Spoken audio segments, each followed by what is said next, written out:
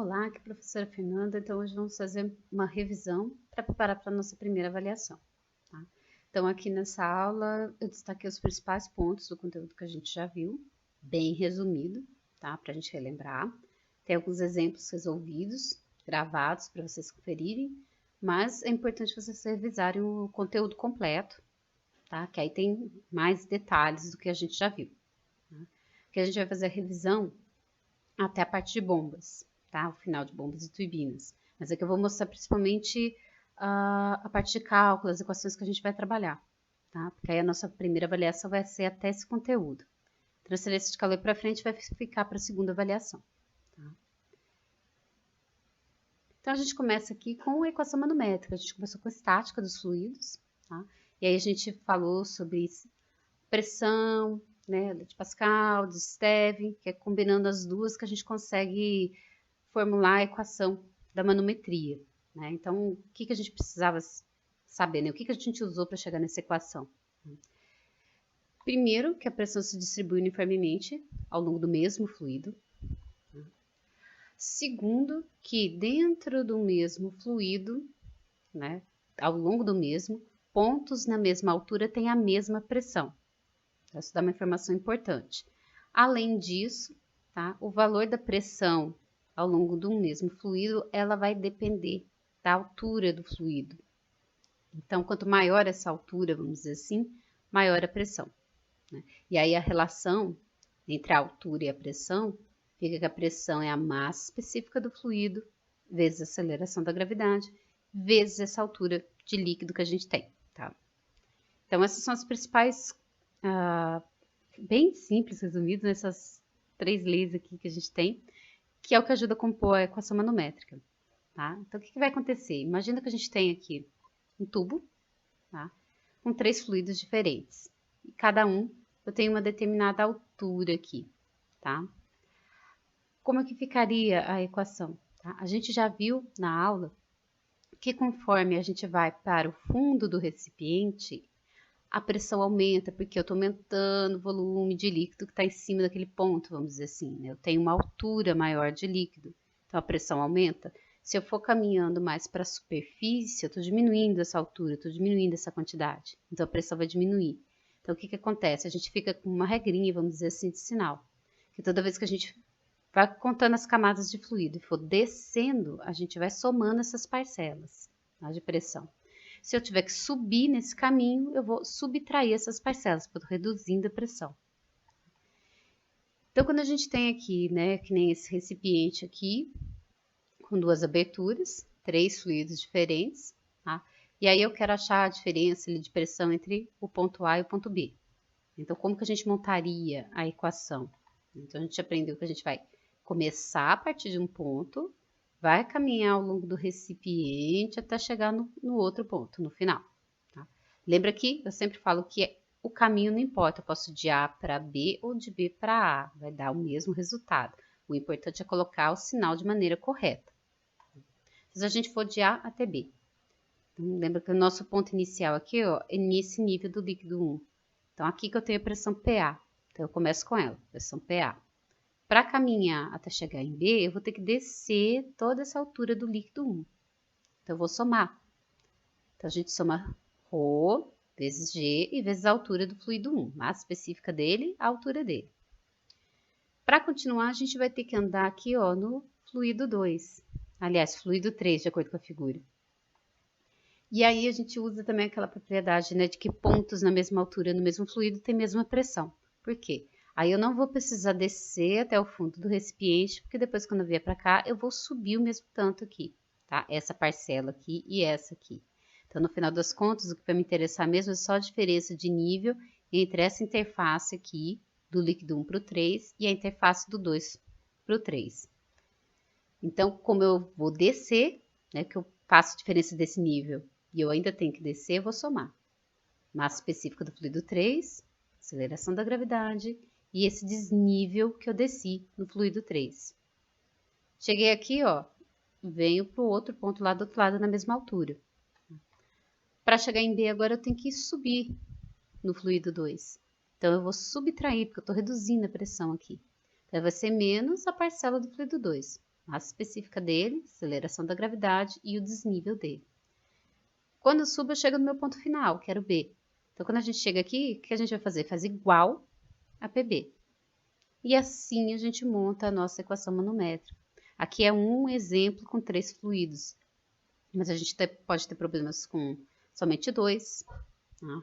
Ou 4, depende do problema, tá? Mas o jeito de fazer é sempre esse, né? Eu tenho 2 pontos de partida, quer dizer, eu tenho um ponto de partida e um ponto final, e aí a gente faz essa sequência aqui, ó, vai avaliando se está descendo ou subindo para colocar mais ou menos, tá? Outra coisa importante para a gente lembrar é a escala, tá, de pressão, porque a gente pode trabalhar de 2 formas diferentes. A gente tem a chamada escala absoluta, né? Então, quando eu tenho zero aqui, é chamado de zero absoluto, tá? Ou vácuo absoluto. E aí, a pressão atmosférica para a gente nessa escala absoluta, ela tem um valor diferente de zero, tá? Então, geralmente, a nível do mar é 760 milímetros de mercúrio, ou aproximadamente 101 mil pascal, depende da unidade, tá? 1 atm, então ela tem um valor diferente de zero.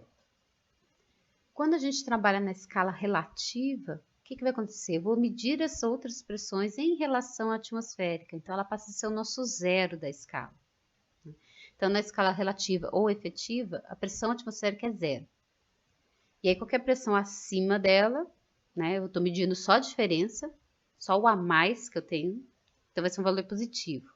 Qualquer pressão abaixo dela, quando eu faço diferença, eu vou ter um valor negativo, porque ela é menor que a atmosférica, tá? E aí é o que a gente geralmente chama de vácuo, tá? Qualquer pressão abaixo da atmosférica.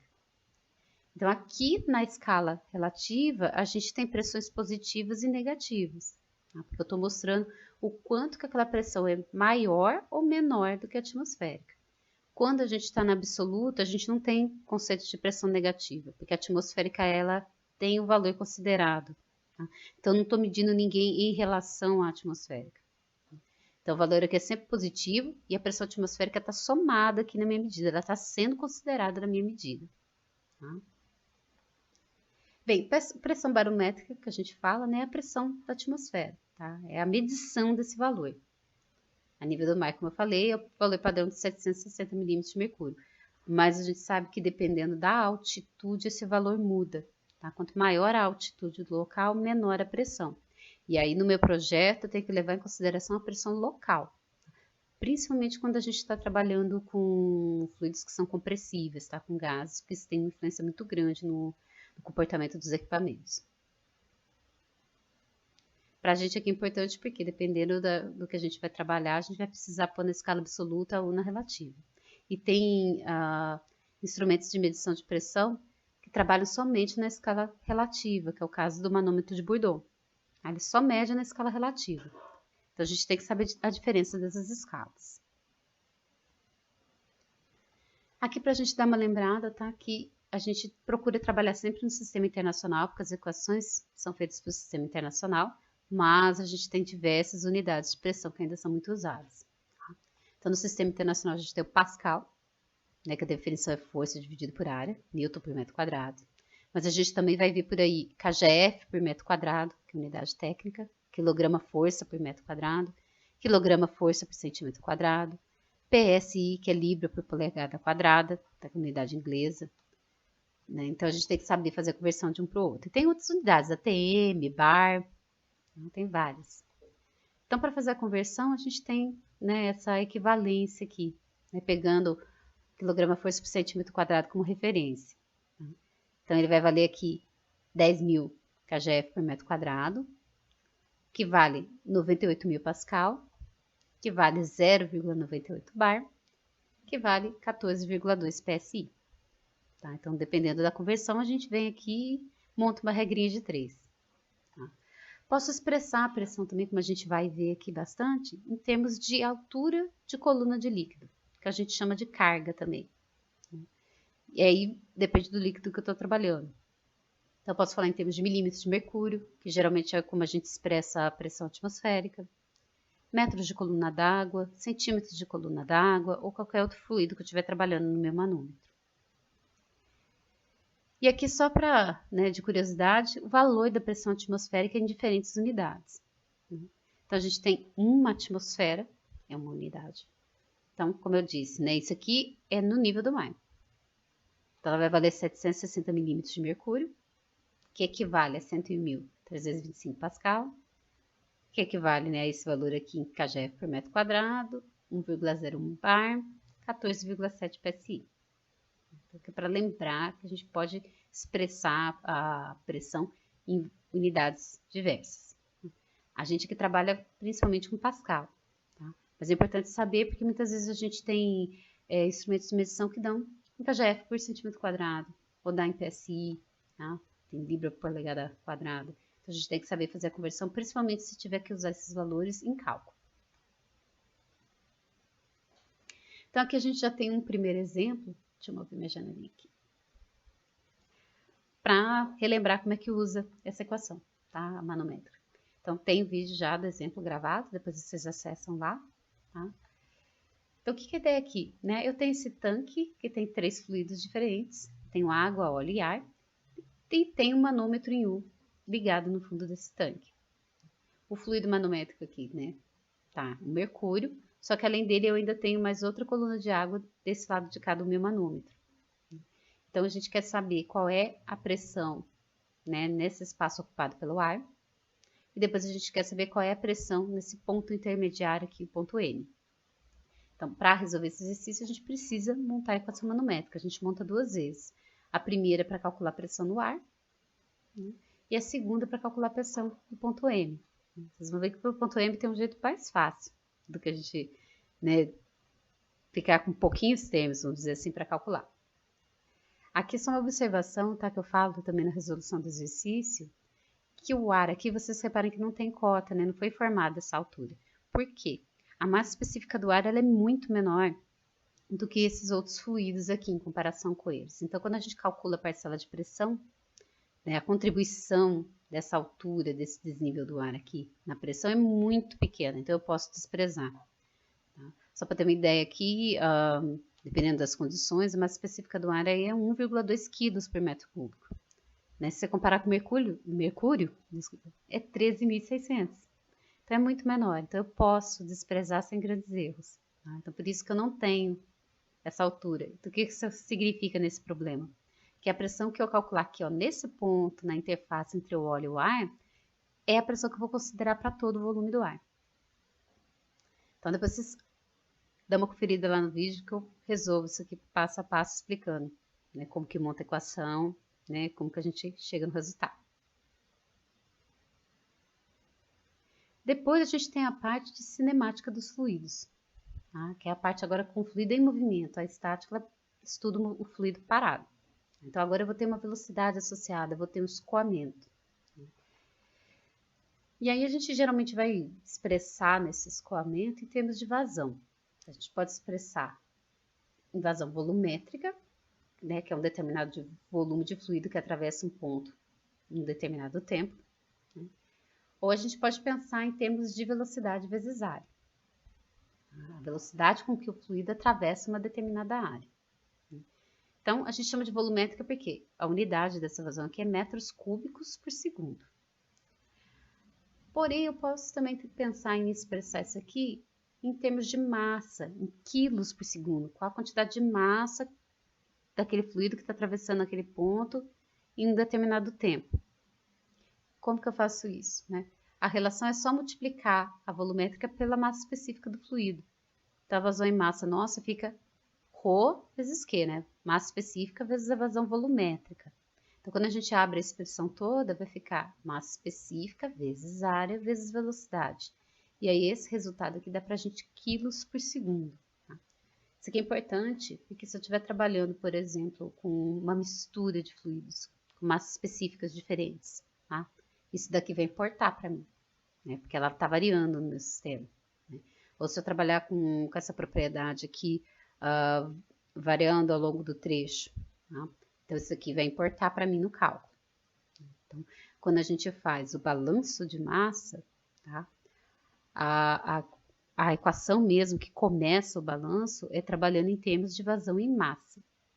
Depois, a gente vai simplificando conforme o problema que a gente está resolvendo. Então, a gente começa sempre fazendo isso aqui primeiro, E depois, se der, a gente simplifica. A gente vai eliminando termos que são constantes.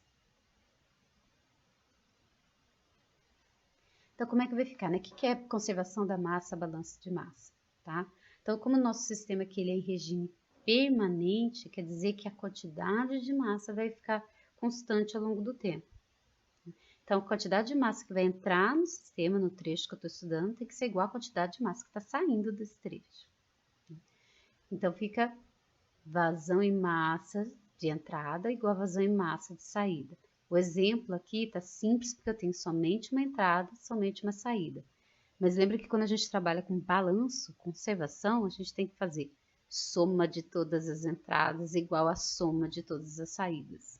Tá? Porque toda a massa que entra tem que ser igual a toda a massa que sai, porque ela não está variando ao longo do tempo. Então, se eu tiver 2 entradas e uma saída, eu somo as 2 entradas e isso tem que ser igual a uma saída que eu tenho. Então, sempre observar isso. O meu exemplo está simples, com um só de cada lado, mas se eu tiver mais, eu tenho que somar. Quando a gente abre essa expressão em termos de vazão volumétrica, a gente fica com massa específica vezes a vazão volumétrica, como a gente acabou de ver. E se a gente abre ainda mais a equação, fica em termos de massa específica, velocidade e área. Aqui, ó, é que a gente vai observar o nosso problema e ver se dá para simplificar. Por quê? Se o meu fluido é o mesmo ao longo de todo o trajeto, né, a massa específica não varia, quer dizer que a massa específica que eu tenho aqui atravessando a entrada é a mesma, é o mesmo valor da saída. Então, eu posso cancelar esse termo e ficar só em termos de velocidade e área. Então, a equação fica mais simples para a gente trabalhar. Mas só nesse caso em que é o mesmo fluido e a massa específica não varia. Se eu tiver diferença entre entrada e saída na massa específica, eu não posso fazer essa simplificação. Aí eu tenho que ficar com a equação dessa forma aqui. Então, nesse segundo exemplo, tá? A gente trabalha com a conservação da massa e aí vai pegar justo esse caso que eu acabei de comentar.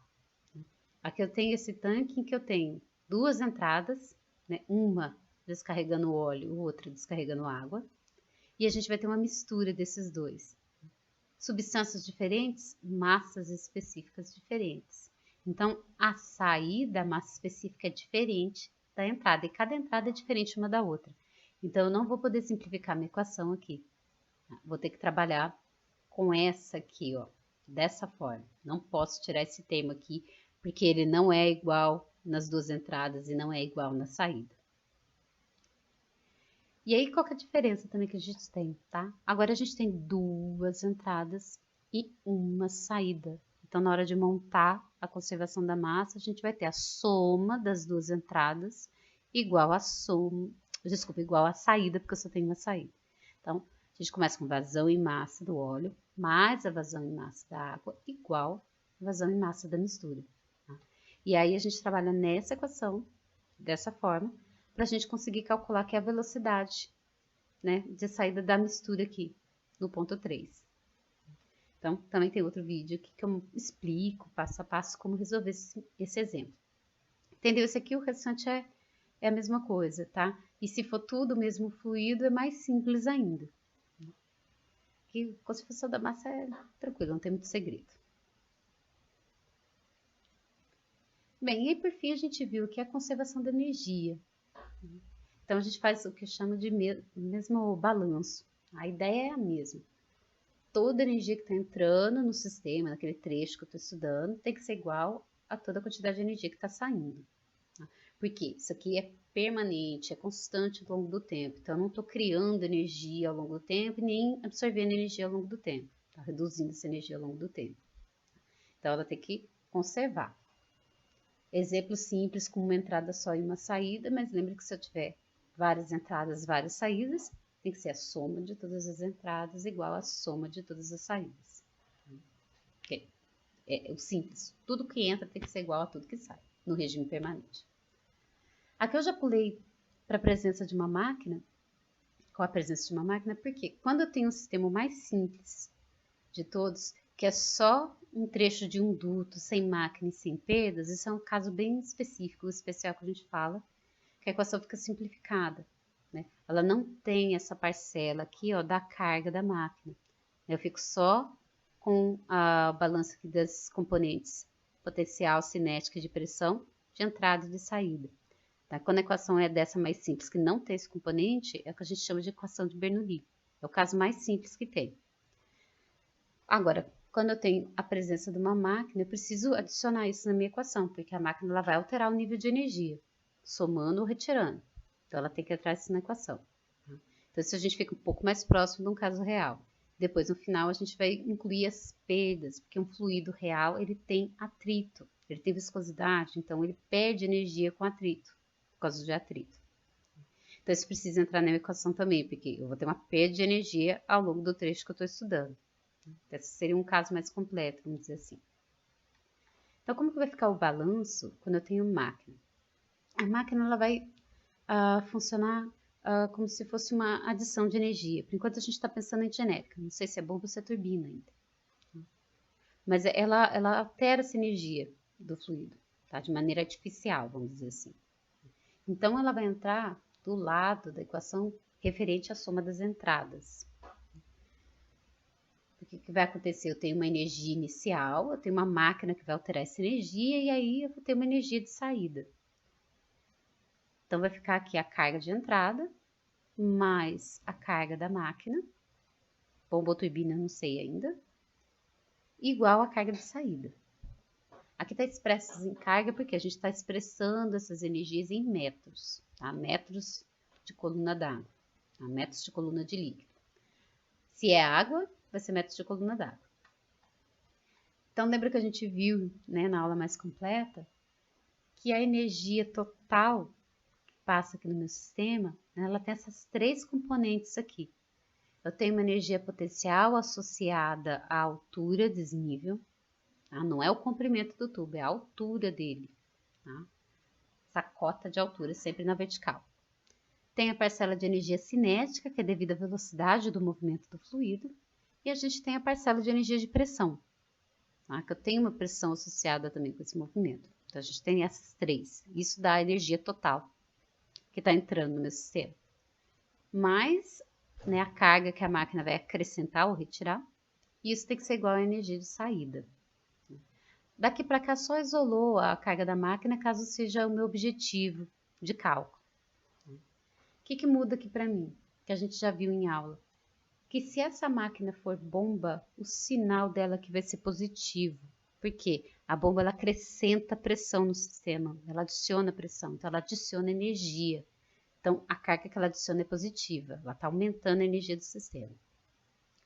Agora, se for turbina, a turbina faz o contrário, porque ela vai usar essa energia inicial que está chegando para gerar trabalho de eixo para fora do meu sistema, para utilizar para outro fim.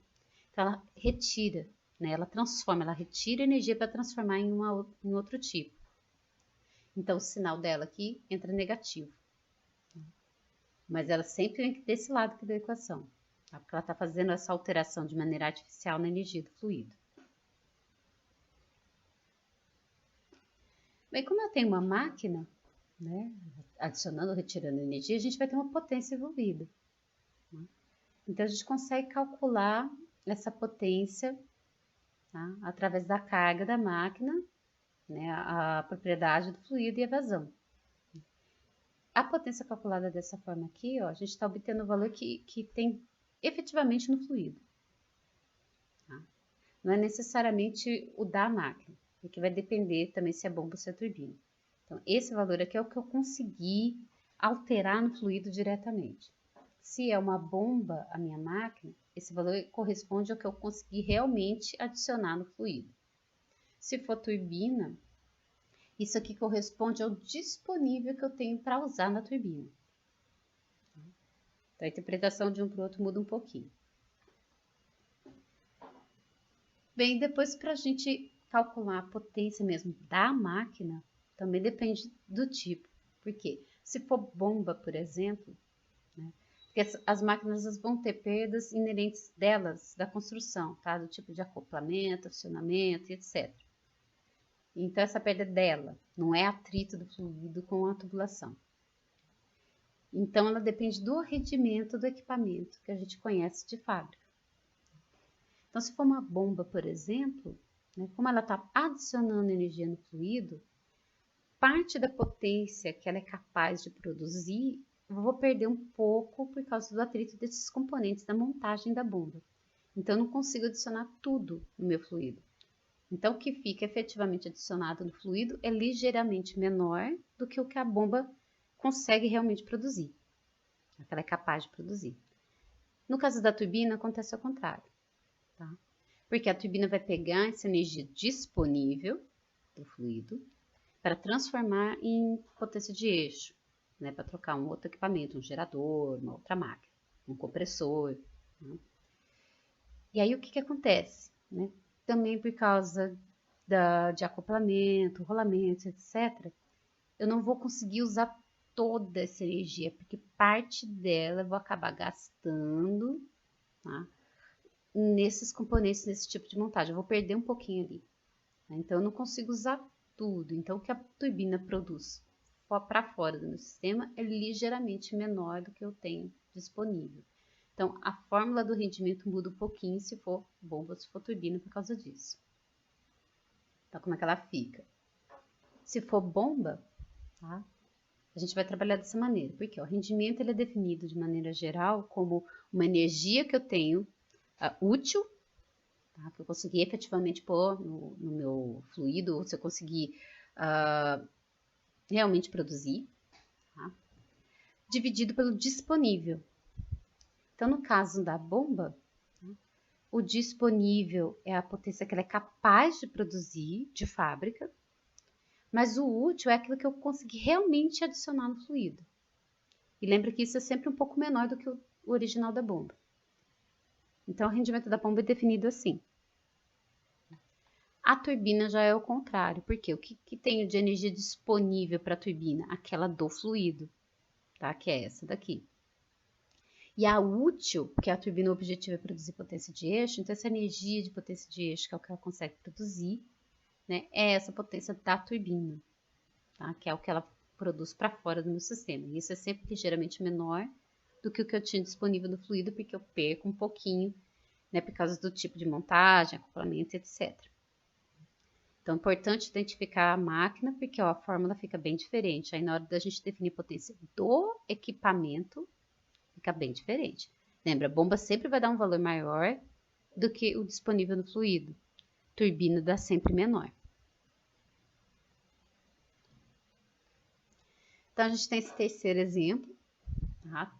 Para treinar aí a conservação da energia com a presença de uma máquina. Lembra que se eu tiver uma situação em que eu não tenho máquina, ela fica mais simples, é só não adicionar a carga da máquina. Então, tem outro vídeo também que eu estou resolvendo isso aqui passo a passo. Então, o que é a ideia desse problema, tá? Eu tenho um barquinho, né, que eu tenho uma bomba aqui, né, que vai aspirar água nessas duas entradas e descarregar aqui na saída 3 para movimentar esse barco através desse jato, essa propulsão de água. Então, aqui a informação, esses 3 tubos têm o mesmo diâmetro, né, e aí eu estou admitindo água aqui pelos tubos 1 e 2 com a mesma vazão de 25 litros por segundo. Minha bomba tem 75% de rendimento, e aí a gente quer saber qual a potência da bomba para trabalhar nessa situação. Então, a gente faz o balanço de energia aqui, vai precisar do balanço de massa também para ajudar, para a gente conseguir determinar essa potência da bomba. Então, tranquilo. Aqui, o que é o diferentão aqui, ó? 2 entradas, uma saída. Então, eu vou ter que somar a energia da entrada 1, mais a da entrada 2, mais a da bomba, e isso igual à energia de saída. Nesse exemplo, a gente ainda não tem perda. A gente ainda está com o fluido ideal que a gente fala. Bem, e por fim, a gente tem agora a adição da perda de carga, tá? Então, agora a gente está indo no caso real. Por quê?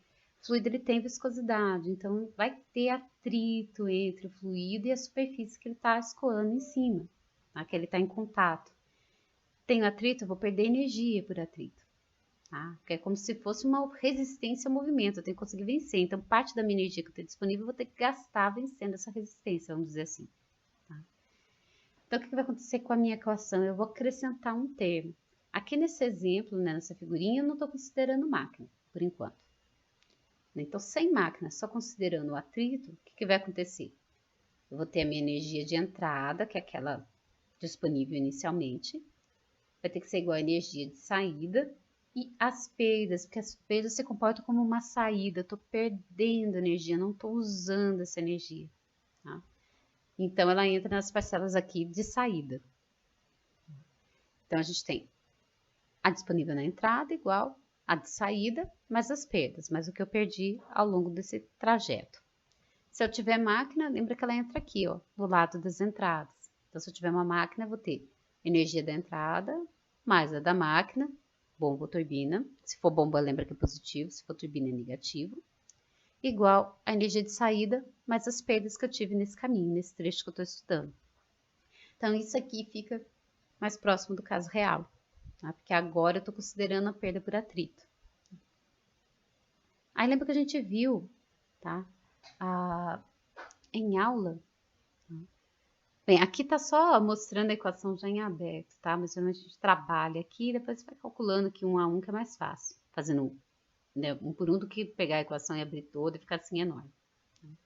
Mas aqui continua a mesma coisa, né? As cargas de entrada, tem aquelas 3 parcelas de energia, porque isso aqui é energia total. Então tem a potencial, a cinética e a de pressão. Na saída, a mesma coisa, tá? As perdas a gente tem uma forma de calcular diferente, tá? Não é assim que a gente calcula. Porque elas vão depender de propriedade do fluido, a viscosidade, a específica. Depende da velocidade do escoamento e o tipo do escoamento. Vai depender se ele é laminar ou turbulento, como a gente viu, né, no começo da disciplina. Eu mostro para vocês, né, quando a gente está com a aula completa, como que calcula, quais são as fórmulas, mas eu não peço porque é algo mais complicado. Dependendo dos escoamento, a gente tem que consultar tabelas, interpolar valor, é mais chatinho de fazer. Então, o que eu mostro de onde vem, mas nos exercícios eu já forneço para vocês esse valor. Tá? Mas se for fazer um projeto detalhado, a gente que precisa calcular as perdas. Tem que ver tudo que compõe o meu sistema para depois calcular. Calcular a velocidade, determinar se é laminar turbulento, e aí a gente vai obtendo as perdas. Para depois, por exemplo, dimensionar a máquina. Se quiser, a gente consegue também calcular em termos de potência o quanto que eu estou perdendo de energia aqui. Tá? E aí a fórmula é a mesma de calcular a potência disponível, né, ou adicionada efetivamente no fluido. Essa é a massa específica dele, aceleração da gravidade, a vazão e a carga das perdas. Aí a gente consegue calcular essa potência dissipada, essa potência perdida. Então, lembra que a gente viu que a gente tem 2 tipos de perdas, tá? A gente tem a perda chamada de distribuída, que essa daí é devido a atrito mesmo. Então, ela depende do diâmetro da tubulação, material, acabamento superficial do interior da tubulação, tá? Que está ligado à rugosidade. E depende do chamado fator de atrito, que a rugosidade entra aqui, tá? E como eu já falei, depende da velocidade do fluido. E aí eu vou ter todo o comprimento da tubulação incluído aqui. Aí aqui é comprimento da tubulação, não é mais altura. Então, tem que medir tudo para poder calcular essa perda distribuída. Esse fator aqui de atrito, para a gente encontrar, né, ele vai depender se esse escoamento é laminar ou turbulento. Laminar é mais fácil, turbulento a equação já é mais complicadinha de trabalhar. Às vezes a gente tem que usar tabela para encontrar. E depois a gente tem chamada perda localizada.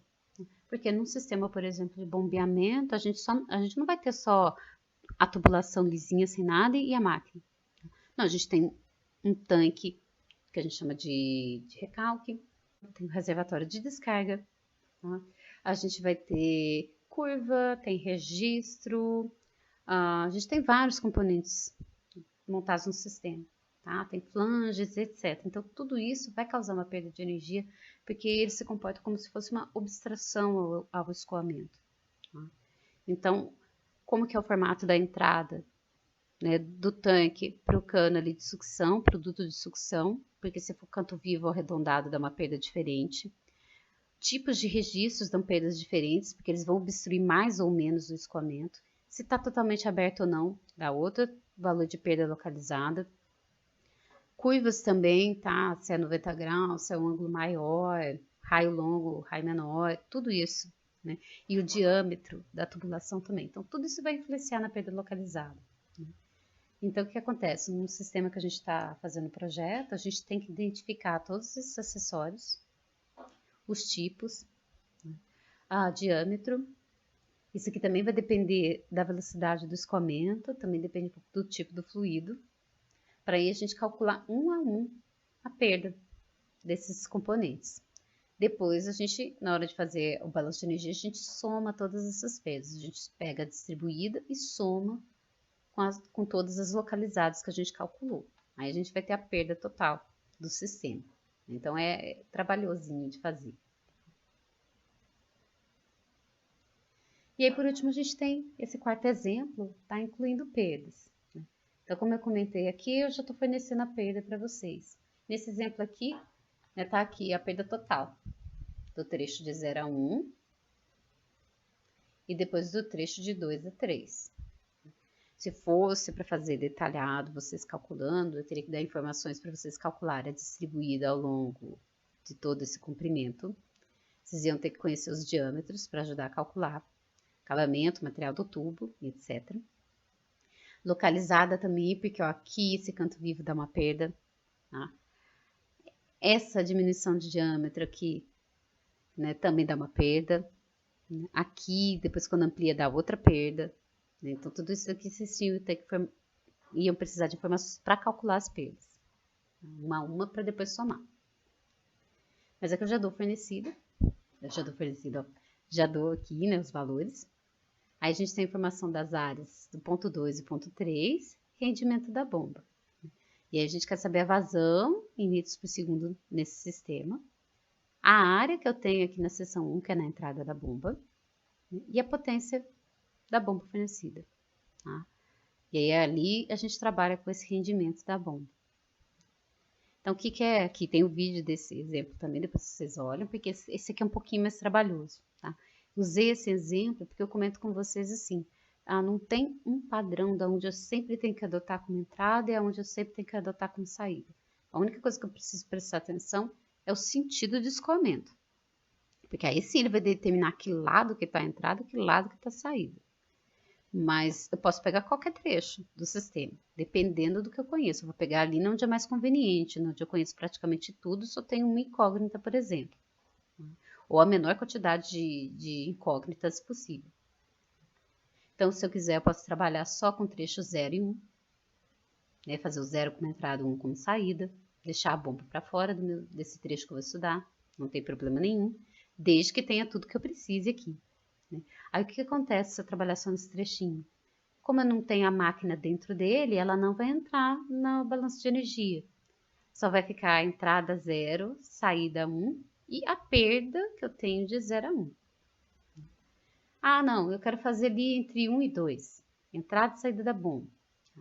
Aí a bomba vai entrar na equação. Vai ficar carga do ponto 1 mais a da bomba igual ao do ponto 2. Eu quero aqui entre 1 e o 4. Pode ser também. Tá? Entre 1 e o 4 eu tenho a máquina aqui no meio e tem perdas. Então isso tudo entra na equação. Então eu posso escolher.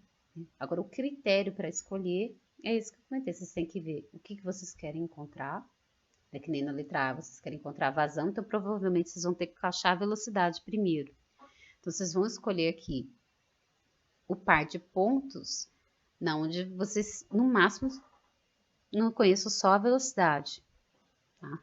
Ou se ficar com duas incógnitas que vocês consigam com mais uma equação resolver, como, por exemplo, o balanço de massa. Então, a gente avalia e escolhe quem vai ser a entrada e saída e trabalha ali. Então, como eu comentei, pode ser qualquer par aqui. Vai depender do que eu quero e o que eu conheço. Então, depois um vídeo eu explico, né, bem passo a passo, como que eu escolho esses pontos, quem vai ser a entrada e quem é a saída, e aí como a gente faz o cálculo. Bem, então, né, bem curtinho, bem compacto. Né, esses são os principais pontos do que a gente viu, né, nessas aulas aqui, nesse primeiro mês. Mas é importante vocês revisarem o conteúdo completo, tá? Porque aí questões mais teóricas, vamos dizer assim, tá lá na parte mais completa, né? Que foi só para dar uma lembrada, principalmente na parte de cálculo, que é o que dá mais dúvida. Vou deixar uma lista de exercícios para vocês de revisão. Lembra que agora já tá valendo ponto, agora conta, tá? Vocês vão ter o prazo para fazer em uma semana, e aí na semana que vem a gente já vai fazer a nossa primeira avaliação. Depois eu gravo um outro vídeo explicando melhor como que isso vai funcionar. tá? Como que vai ser a avaliação, como é que a gente vai trabalhar. Então, qualquer dúvida, perguntem, mandem mensagem, comenta no vídeo aqui, que eu respondo depois. Então, até, né, a nossa próxima aula ou até a próxima.